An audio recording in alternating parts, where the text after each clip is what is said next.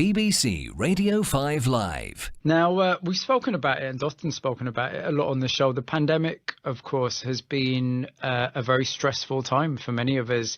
There's been changes to our work, our home life, and our social lives. And during this time, a great many of us, nearly 80%, in fact, have turned to technology to help us through. It might be apps on a smartphone. It could be finding new ways to access entertainment and cinema and theatre online, really, because you can't physically get into those spaces. So we've used tech in lots of new ways. Neil Shah is the founder of the Stress Management Society. And I asked him if living in this period has redefined what stress is. Firstly, let's talk about this period. We're living in a Black Mirror dystopian reality. It's one that, a couple of years ago you couldn't have made up, Very true.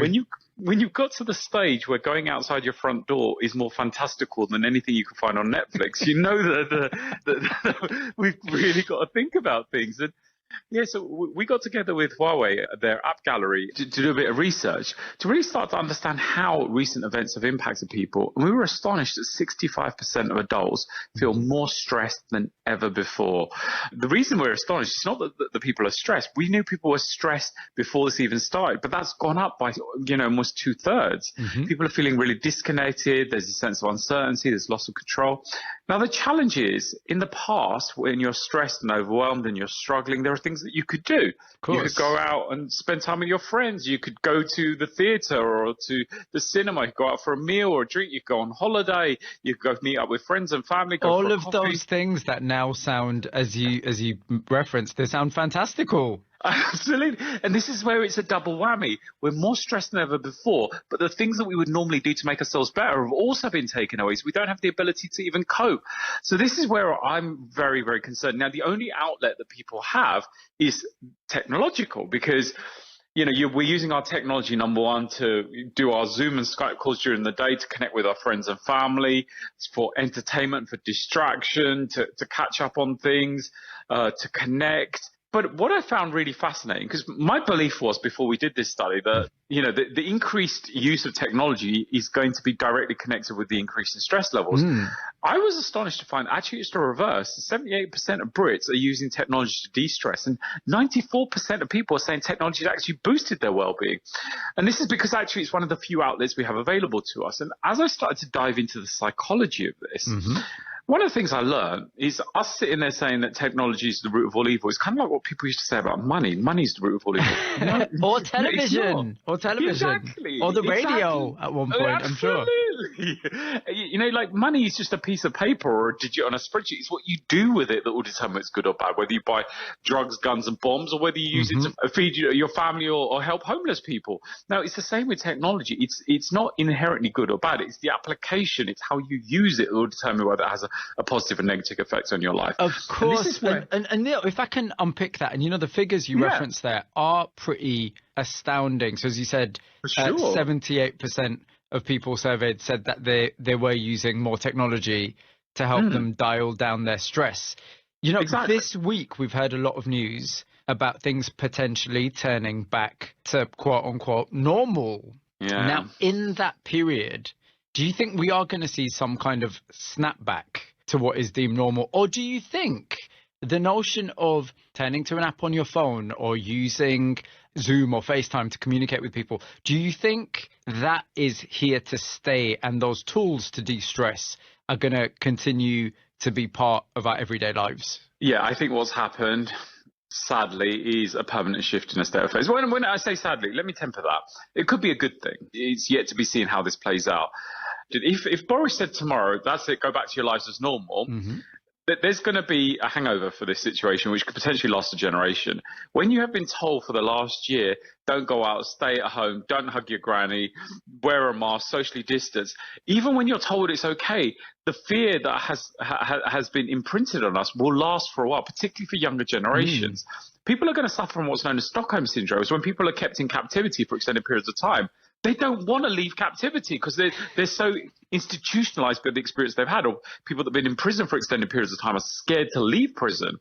And I think this is one of the things that we really need to take action as a society, is if we have this pathway back, which has been laid out for us, is what are we doing to equip ourselves with the tools, skills and confidence and the resources so we can return as quickly and as easily as possible back to some sense of what our old reality used to be. Of course. And Neil, let me ask you this. You described this idea of tech for a long time being seen as intrinsically bad, and the idea that if you're reaching for your phone, then that's probably quite an unhealthy thing. We know now through this pandemic, with particular tech, with particular apps that are designed to allow us to de-stress, it can, as you say, it can be a tool and it can be helpful.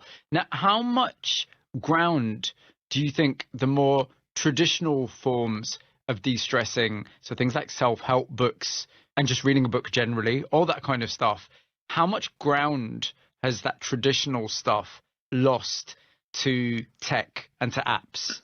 Now, you have to bear in mind, it was a technology company that partnered with us to do this, and their motivation was to have more apps in their app gallery that's supporting people's well-being. They're launching apps like Headspace that will teach you mindfulness. We live in a world where we want quick access to things. We live in a society where you want to order something online and have it delivered within an hour. You want it here and now. And what the apps and the technology does is it gives you that quick fix. If you want kind of short bursts of access to something like mindfulness, obviously there are apps that will deliver that. If you want to learn a language, you can do that in bite-sized chunks. If you want to learn to bake banana bread, you can get access to a video online immediately. And I think that's where it serves a purpose. Now, going back to the point, is it inherently good or bad? If we are masters of our technology, it serves us. Sadly, a lot of people have become slaves to their technology. Every time your phone bleeps, buzzes or rings, you are like, yes or no, so I will answer, I will respond to that message immediately. Now, here's the thing. There is a button on the side or the top of your device, which is known as the off button, one that is brand new, even if you've had your phone for years, because it's never been used, right? Neil, I love your optimism here, and I love how kind of practical you are about, yes, there's an off switch. But let's just be real about this for a second. We all know people in our lives, and we can all reflect on our own conduct. We often, many of us, find it very difficult to switch that phone off, and indeed to switch off from the phone. There is therefore a concern that actually all the tech is there and all the apps are there, and for many people they've been really, really helpful. But is there a concern, and do you think it's a valid concern? Totally. That actually the tech can be stressing us out even more than we realise? I go further than that. The tech is addictive by its very nature. A lot of these platforms, social media, etc., is designed to be addictive, to continue to get you to go back and check if you've got a like or an update or a post. Now, here's the thing.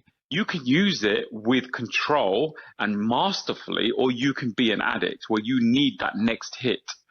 And this is where I'm not saying it's easy. We are constantly being pulled back into the matrix. And, when I first watched the film The Matrix, I thought that's a really fantastical science fiction film. I started a campaign to get that reclassified as non-fiction. Because we're in it now. We're in the Matrix. Exactly. and until you can understand, what do? They go back to the Nebuchadnezzar. They realize that this is reality, but they go into the Matrix to do what they need to do. I'm saying go into your technology, do what you need to do, and then get back out and retreat to reality. Neil, on that point, which I think is a very important point, you are from the Stress Management Society, so you're in the business of managing stress. And so considering that, if we are feeling that, yes, the yoga app or the mindfulness app and, using Zoom or using FaceTime to communicate with people, it's all good, but it can feel a bit overwhelming. Have you got some tips about managing that? Absolutely. And, I've been doing this for 20 years. We're an international non-profit organization that was really designed, number one, to study the human experience and equip people with the tools to be able to navigate increasingly challenging times. We came into existence in 2003. The world has got increasingly more stressful since then. And one of the things I've realized, actually, some of the simplest ideas are the most powerful and the most profound. But because they're so simple, we overlook them. What is the first thing that you do when you arrive in this planet? What's the last thing you do before you leave? What's the one thing that's happening in any given moment of your life? Is your breath. But it's also the one thing we pay least amount of attention to. It's also one of the most powerful things that you can do to change your state. There are schools of yoga that are just dedicated to breathing. And this is one of the things that I'm going to encourage people to do. We all know this to be true, because if someone's panicky, anxious, overwhelmed, what do you say to them? Calm down, Mabeen, take a deep breath, right? Of course. And so, at this precise moment, we're all in a heightened state of anxiety. The second thing, I talked about mindfulness. Yes, you can use apps to develop mindfulness skills, but you don't really need an app. I'm not here to say that it's not a great place to start. Absolutely, it is. But what does mindfulness actually mean? People often confuse it with meditation, or they use those two terms interchangeably. Meditation is a practice. Mindfulness is an approach to life.